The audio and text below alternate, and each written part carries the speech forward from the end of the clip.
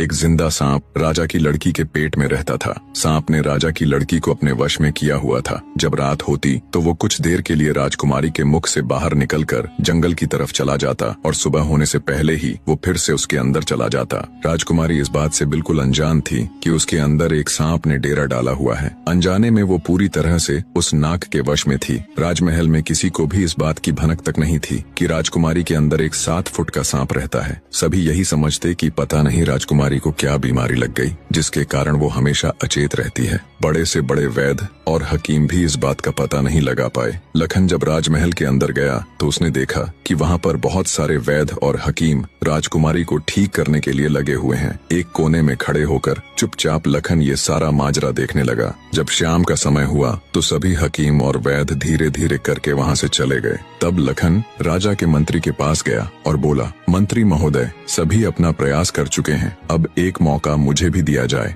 लखन की बात सुन मंत्री उसे अपने साथ ले राजा के पास जाता है और लखन का प्रस्ताव राजा के सामने रखता है। बेचारा हर तरफ से निराश हो चुका राजा एक बार अनमने ढंग से लखन की तरफ देखता है, फिर दुखी मन से कहता है, बताओ तुम मेरी बेटी का इलाज किस प्रकार करोगे। लखन राजा को प्रणाम कर बोला, महाराज, मुझे एक रात अपनी बेटी के साथ ठहरने की इजाजत दीजिए, तभी मैं किसी नतीजे पर पहुंच सकूंगा। एक बात और महाराज, मैं बिल्कुल एकांत में राजकुमारी के साथ रहना चाहता हूँ, तभी मैं अच्छे से ध्यान लगाकर राजकुमारी जी की बीमारी का पता लगा पाऊंगा। लखन की आत्मविश्वास भरी बातों से राजा के मन में हल्की सी उम्मीद जागी। उसने लखन को रात में राजकुमारी के साथ एकांत में रुकने की इजाजत दे दी। राजा की इजाजत मिलते ही लखन राजकुमारी के कक्ष में गया और उससे कुछ दूर एकदम चुपचाप बैठकर उसे देखने लगा। जैसे ही रात के 12 बजे का समय हुआ तो अचेत अवस्था में पड़ी हुई राजकुमारी के मुंह से सांप बाहर निकला और महल के परिसर से होता हुआ जंगल की ओर चला गया। ये सब देख लखन दंग रह गया। वो बिना कुछ हरकत किए चुपचाप वहीं बैठा रहा। जब रात का आखिरी पहर खत्म होने को आया तब वो सांप वापस लौटा और राजकुमारी चंद्रकला के मुख से होता हुआ पूरा उसके अंदर समा गया। दम साधे लखन ये सारा माजरा देखता रहा। सारा माजरा देख उसे समझते देर न लगी कि राजकुमारी की सारी बीमारी की जड़ ये सांप ही है। सुबह हुई